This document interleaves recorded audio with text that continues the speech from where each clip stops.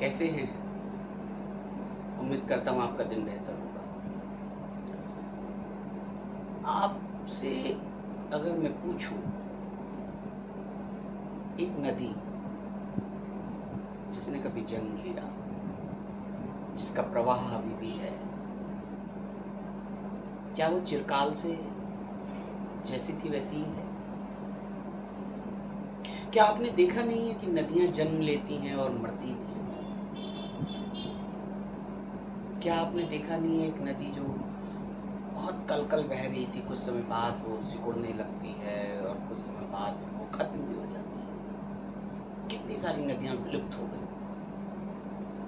ये मैं आपको प्रकृति के बारे में बता रहा हूँ, नेचर ऑफ द नेचर। क्या आपने देखा नहीं है कि वहीं कहीं आसपास एक फिर से नदी जन्म लेती है, वो कुछ समय तक बहती है और वो फिर खत्म हो जाती है, फिर से एक नदी का जन्म होने के लिए? क्या ऐसा हो सकता है कि नदियों के प्रवृत्ति है, नदियों के जो उनकी प्रकृति है, उसी में ये खत्म होना और बनना लिखा है? सोचिए, क्या आपने कभी ध्यान दिया है, एक बीज जो कहीं पड़ा हुआ था जन्म लेता है, पेड़ बनता है, वृक्ष बनता है, उसमें फूल आते हैं, कलियां आती हैं, फल आते हैं, वो फलों से लद जाता है और फल नीचे धीरे धीरे गिरते हैं एक एक करके, वो पेड़ फिर से खाली हो जाता है। वो कुछ समय तक ये प्रवाह चलता रहता है और फिर एक दिन बाद आप देखते हो पेड़ सूख गए। क्या आपने उस पेड़ का फिर से जन्म होते हुए नहीं देखा? तो क्या ये कह सकते हैं कि पेड़ की प्रकृति में जन्म और विनाश, जन्म और मृत्यु, सृजन और विनाश दोनों छुपा हुआ है? क्या ये कह सकते हैं कि विनाश होना, नष्ट होना, जन्म होने की एक प्रक्रिया का हिस्सा है? नदी का, पेड़ का, पर्वत, उनको याद करिए, कितने विशाल, बड़े, जन्म होता है पर्वतों का, लेकिन क्या वो सदा काल से हैं? क्या आपने देखा नहीं पर्वतों का भी विनाश होते हुए, कण कण में बदलना पर्वतों का और वो रेत बन जाना? कौन सी चीज है जो सदा से विद्यमान है? ये एक अलग पक्ष है। मैं जो आपका ध्यान दिलाना चाहता हूँ नश्वरता की तरफ, जो कि प्रकृति में निहित है। इस कायनात में नष्ट होना इस कायनात का एक गुण है। हर एक चीज जन्म लेती है, चाहे पेड़ हो, चाहे नदी हो, चाहे पर्वत हो, चाहे साम्राज्य हो। कोई भी एक साम्राज्य, चाहे चाइना का बात करिए, चाहे भारत की बात करिए, चाहे मेसोपोटामिया सभ्यता की बात करिए, चाहे माया सभ्यता की बात करिए, कौन सी सभ्यता थी, है और रहेगी? ऐसा क्यों होता है कि एक सभ्यता जन्म लेती है, फलती है, फूलती है और कुछ समय बाद शनय शनय, पता नहीं क्या कारण, लेकिन कुछ तो कारण है, उसका नष्ट होना शुरू हो जाता है? ये क्यों है? बनना, बिगड़ना, ये क्यों है? इसका संदेश क्या है, इसकी जरूरत क्या है? और ये मैं आपको बता क्यों रहा हूं? क्योंकि हम भी कभी नहीं चाहते, हम भी कहीं नहीं चाहते कि हम सदा विद्यमान रहें। हमारा शरीर, हमारे रिश्ते, हमारी अर्जित पूंजियां, हमारी पद प्रतिष्ठा, हम में से कभी कोई उन्हें छोड़ना नहीं चाहता। ये और यकीन मानिए, जब उनको छोड़ने का वक्त आता है तो शायद हम तैयार नहीं होते। जब कोई पद हमें छोड़ना होता है, लेकिन देखिए ना, आजकल के किसी भी ऐसे व्यक्ति को जो किसी पद पर आसीन है, चाहे निम्नतम हो चाहे उच्चतम हो, किसी भी सेटअप से आप बात, किसी भी जगह में कोई अगर व्यक्ति काम कर रहा है और उसको जब वो पद छोड़ना पड़ता है, इमेजिन करिए कितनी तकलीफ होती है। मुझे, आपको, किसी और को कितना तकलीफ भरा वो लम्हा होता है, क्योंकि शायद हम मानसिक तौर पर, मेंटल लेवल पे अपने आप को कभी तैयार नहीं कर पाए, जबकि हमारे पास वक्त था, है, आगे भी रहेगा अपने आप को तैयार करने के लिए। लेकिन विडंबना देखिए,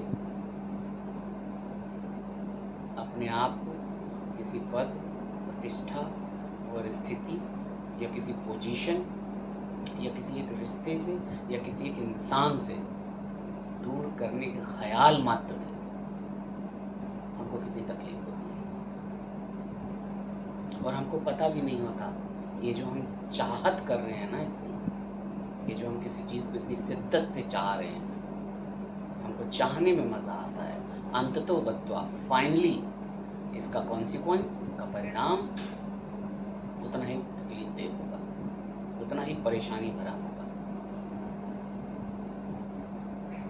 मैं आपको बात कर रहा था प्रकृति के बारे में। प्रकृति की जो प्रकृति है, उसके अंदर सेल्फ एनिहिलेशन,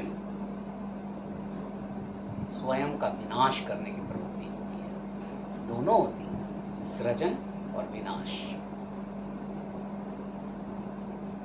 शायद हमको ये पता हो कि हाँ, प्रकृति अपना सृजन करती है खुद से, और हम इस बात को स्वीकार भी करते हैं, लेकिन हम शायद इस बात को इतनी संजीदगी से, इतनी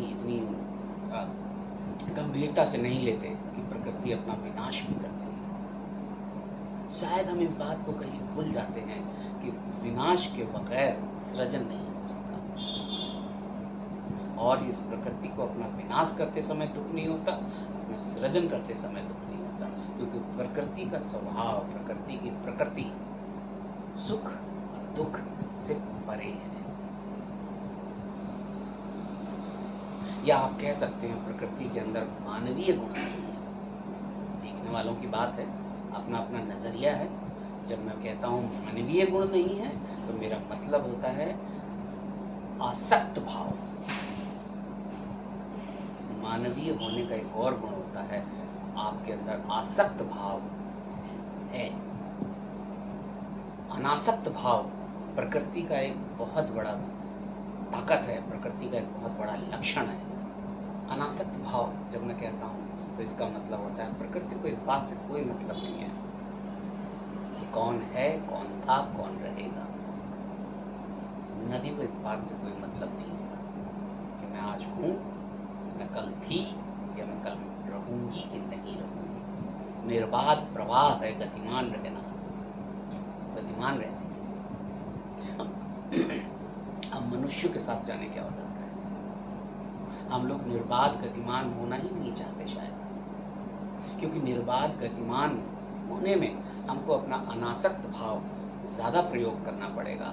आसक्त भाव, attachment to our wishes, ambitions, longings, हमको इनको छोड़ना पड़ेगा। अगर अनासक्त भाव प्रकृति का या मानव का, किसी का भी, मानव के अंदर भी होता है अनासक्त भाव, लेकिन उसका वो उपयोग जल्दी करता नहीं है, क्योंकि अनासक्त भाव रखना मानवीय होने के एक अन्य गुणों की तरह ये भी है कि कोई भी मनुष्य ज़्यादा तकलीफ में नहीं रहना चाहता। हम हमेशा तटस्थ रहने की कोशिश करते हैं। तटस्थ का मतलब उदासीन नहीं, तटस्थ का मतलब हम अपने सारी इंद्रियों को, सारे बल को, सारी सोच को अपने आप को खुश करने में लगाते हैं। कैसे मैं बहुत बड़ा अंपायर सेटअप करूँ, कैसे मैं बहुत बड़ा बिजनेस डालूं, कैसे मैं बहुत लोगों को इकट्ठा करूं, कैसे मैं सबके साथ जुड़ के रहूं, कैसे मैं सब कुछ अपने कब्जे में करूं। लेकिन शायद मनुष्य को पता नहीं है सेल्फ एनिहिलेशन तो उसके अंदर भी है। अपने आप को नष्ट करने की स्वाभाविक मूल प्रवृत्ति मनुष्य के अंदर भी है। सोचिए, अगर ऐसा नहीं होता तो क्यों मनुष्य जानबूझकर, प्रथमतः जानबूझकर, द्वितीय अनजान बन के ऐसे काम करता जिसकी वजह से अंततोगत्वा उसका नष्ट होना और जल्दी चलायमान हो जाता है। अब आप मेरी बात पे शायद उत्तेजित हो सकते हैं, आप मुझे बोले नहीं तुम तो निरर्थक बात करते हो, सर्वथा तथ्यहीन अर्थहीन बात कर रहे हो, बकवास कर रहे हो तुम। मनुष्य अपने आप को नष्ट करे, ऐसा कैसे हो सकता है? लेकिन महाराज, मेरे प्रभु, ध्यान दीजिए, जब एक मनुष्य, एक छोटा सा एग्जांपल देता हूँ, जब एक मनुष्य जरूरत से ज़्यादा ये सोच विचार किए बगैर अपनी सोच में और अपने व्यवहार में ऐसे परिवर्तन करता है जिसकी वजह से उसको शुगर होने लगता है। मेरे ख्याल से लगभग सारे मनुष्यों को पता होगा कि ज़्यादा मीठा खाने से शुगर होता है। कितने लोग हैं जो इस बात को संजीदगी से अपने जीवन में अमल करते हैं और शुगर होने से बचते हैं। शुगर न सिर्फ भारत में बल्कि पूरे विश्व में होने वाली एक बहुत ही नॉर्मल या बहुत ही आम मेडिकल कंडीशंस में से एक है। और ये होता किसकी वजह से? कोई आके इंजेक्शन लगाया जाता है? नो। अपने भाव, भंगिमाओं, सोच और व्यवहार में ऐसे परिवर्तन लाना जिससे आप शुगर होने के नजदीक धीरे धीरे धीरे धीरे धीरे धीरे धीरे धीरे जाने लगते हैं। आप बगैर सोचे समझे ऐसे खाद्य पदार्थ, ऐसे खाना खाते हैं, फॉर एग्जाम्पल ग्लूकोज से भरे हुए खाने, चीनी, रसगुल्ला, मिठाइयाँ, चावल, मैदा, ये तो हो गया आपका जिह्वा का आसक्त भाव जो कि आपकी सोच से प्रभावित हो रहा है। अब आपके कुछ व्यवहार भी तो ऐसे हो जाते हैं जो आपके सेल्फ एनिहिलेशन को दिखाते हैं, स्वयं को नष्ट करने की प्रवृत्ति को दिखाते हैं, मूल प्रवृत्ति। जी हाँ, स्वयं को नष्ट करना मानव की एक मूल प्रवृत्ति है, प्रकृति की भी है, क्योंकि बगैर सृजन, बगैर नष्ट हुए सृजन कहाँ से हो सकता है? एक किराएदार जाएगा तभी तो दूसरा किराएदार आएगा, जब बस खाली होगी तभी तो नए यात्री आ पाएंगे। तो नष्ट होना प्रकृति का ही मूल प्रवृत्ति नहीं है बल्कि मानव की भी है।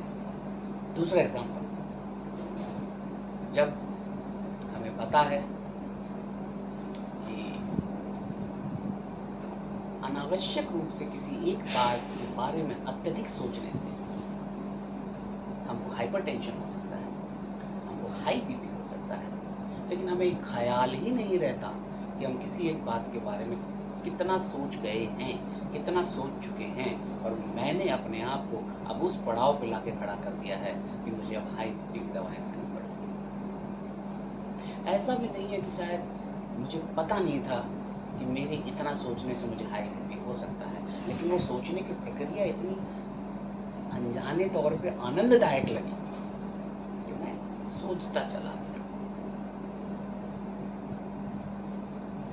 और साथ साथ में मैंने पहले जो डिस्कस कर रहा था उसमें बताया कि मेरी सोच और मेरी भाव भंगिमाएँ ऐसी हो जाती हैं जो कि प्रभावित हैं, नष्ट करने की मूल प्रवृत्ति से जुड़ी हुई है, कि मैं अपने व्यवहार को भी चेंज नहीं करता। मैं मीठा खा रहा हूँ, मिठाइयाँ खा रहा हूँ, चीनी खा रहा हूँ, चावल खा रहा हूँ, लेकिन मुझे एक्सरसाइज कितनी करनी है, मुझे मेहनत कितनी करनी है, मुझे पसीना कितना बहाना है, मुझे कितने बजे सोना है, मुझे कितने बजे उठना है, मुझे कितनी देर तक मैदान में दौड़ना है। हम कभी नहीं सोचते। परिणामतः कुछ समय बाद शुगर, पहले हम बॉर्डर लाइन होते हैं, प्री डायबिटिक जिसे कहते हैं, और जब हमारा वही सोच, हमारी वही भाव भंगिमाएँ, वही हमारा व्यवहार कंटिन्यू रहता है, finally we are left with nothing but to take medicines, दवाइयाँ खाइए। पर यहीं तक सीमित नहीं रहता। कुछ महानुभाव, कुछ ऐसे लोग भी होते हैं जो दवाइयाँ खाने के बावजूद मीठा भी खाते हैं। जिह्वा स्वाद कैसे करें? तो एक मैंने छोटा सा एग्जाम्पल बताया, ऐसे बहुत सारे उदाहरण हैं जिनसे हमें पता लगता है कि मनुष्य और प्रकृति के अंदर स्वयं को नष्ट करने की मूल प्रवृत्ति है। और ये कोई बुरी बात है कि नहीं, कौन बताएगा? बहुत से लोग तो ऐसा मानते हैं कि ये तो स्वभाव जनित घटना है, मूल स्वभाव है, ये तो होगा। नदी खत्म होगी, नदी सूखेगी, फिर से एक नई नदी आएगी। कब आएगी पता नहीं, पर आएगी, ये मैं भी जानता हूँ, आप भी जानते हैं। पेड़ फलेगा, फूलेगा, फल आएंगे, कलियाँ आएंगी और सूखेगा, फिर एक नया पेड़ आएगा। पहाड़ बनेंगे, विशाल बनेंगे और बृहद होंगे। उसके बाद उनका क्षय भी होगा, उनका विनष्टीकरण भी होगा। वो कण कण में बदल जाएंगे, छोटे छोटे जर्रे में बदल जाएंगे, वो नष्ट हो रहे हैं। और आपको पता है कि फिर से एक पहाड़ आएगा। पहाड़ कभी खत्म नहीं होते, आते और जाते रहते हैं। मनुष्य भी कभी खत्म नहीं हुआ, आता और जाता था, आता और जाता है, आता और जाता रहेगा। मैं ये क्यों बता रहा हूँ आपसे अपना मैं विचार साझा कर रहा हूँ, ये बताने के लिए कि विनष्टीकरण मनुष्य का मूल स्वभाव में से एक है। अपने आप को ऊपर उठाना मनुष्य के मूल स्वभाव में से एक है। हम अपने आप को बना भी सकते हैं, हम अपने आप को बिगाड़ भी सकते हैं। और डेथ इज इनविटेबल, अवश्यंभावी, सुनिश्चित है। कैसे होगा ये काफी कुछ हमारे अपने हाथ में है, हमारे अपने हाथ में। भारत में ऐसे सिद्ध लोग हैं, चाहे हिंदुओं में बात करें, मुस्लिम में बात करें, बुद्धिस्ट में बात करें, जैनियों में बात करें, पारसियों में बात करें, किसी भी एक मजहब की बात करें, जो पहुंचे हुए रूहानी लोग हैं, जो पहुंचे हुए सिद्ध लोग हैं, आप उनको, उनके जीवन का अनुसरण करके देखें, उनके जीवन को पढ़ के देखें, समझ के देखें। ये वो लोग हैं जिनको ये पता है सेल्फ एनिहिलेशन, स्वयं का नष्ट करने की वृत्ति मानव का मूल स्वभाव है, लेकिन इसको अपने आप को मृत्यु तक कैसे ले जाना है, अपनी मृत्यु को क्या रूप देना है, अपने फिर से नए होने के लिए अपने आप को नष्ट करने की जो मूल प्रवृत्ति है उसको कैसे गति देनी है, ये अपने हाथ में है। ये वो उदाहरण देते हैं। तभी आप देखिए जाके जो पहुंचे हुए लोग हैं, जिनको हम सिद्ध बोलते हैं, जिनको हम रूहानी बोलते हैं, जिनको हम इवॉल्व बोलते हैं, उनके जो उम्र है, उनकी जो उम्रें हैं, उनका जो जीवन काल है बहुत अच्छा होता है, एटलीस्ट 90। काफ़ी लोग ऐसा आपको दिखेंगे उसमें। मैं सबके बारे में नहीं बोल रहा, लेकिन आप किसी भी अभी कुछ दिन पहले एक जो बुद्धिस्ट मॉन्क हैं वो भारत में ही रहते हैं और उनकी उम्र लगभग 96 ईयर है। और उन्होंने अपना एक स्टेटमेंट दिया कि अगर आपको उम्र चाहिए अगर आपको अपने आप को बेहतर तरीके से आगे ले जाना है, तो आपको ध्यान की प्रक्रिया को ज़रूर अपनाना चाहिए। ध्यान की प्रक्रिया में और कुछ करने की ज़रूरत नहीं है। बस उन्होंने एक बहुत सिंपल सा रास्ता बताया है कि अगर आप सुबह उठते हैं, थोड़ी देर के लिए अपनी आँखें बंद करिए और अपना खुद का हँसता हुआ, खिलखिलाता हुआ चेहरा याद करिए और फिर आप अपने दिन की शुरुआत करिए। उन्होंने बताया वो पिछले 55-60 साल से, या मेरे ख्याल से 77 ईयर्स से वो सिर्फ ध्यान कर रहे हैं। आप थाम सकते हैं अपने विनष्टीकरण को उस समय तक, होना तो अवश्य है। और अब आप ये भी कह सकते हैं जब होना ही है तो थामे क्यों? हम तो वैसे जिएंगे जैसे हमारा मन करता है। स्वतंत्र हैं आप, आपको कोई नहीं पकड़ सकता। इनफैक्ट किसी को कोई नहीं पकड़ सकता। लेकिन हम लोगों को पढ़ते हैं उनसे सीखने के लिए, हम लोगों को समझते हैं अपने आप को समझने के लिए। तो अपने मूल स्वभाव को समझना, चाहे खुद का अध्ययन करिए, चाहे किसी और के जीवन का अध्ययन करिए, बहुत ज़रूरी है। और मूल स्वभाव ये है, आप अपना सृजन भी खुद ही करते हैं, आप अपने आप को नष्ट भी खुद ही करते हैं। लेकिन नष्ट करने में इतनी जल्दी क्यों करें भाई? जब हमें पता है कि हमें नष्ट होना है, तो ज़रा थोड़ा सा क्या बोलते हैं, बेहतर तरीके के साथ अपने आप को एक आकार दें, अपने आप को बेहतर तरीके के साथ एक दिशा दें। जाना तो सबको उधर ही है, लेकिन मूल स्वभाव को समझना बहुत ज़रूरी है। इस बारे में आप क्या सोचते हैं, मुझे बताइएगा।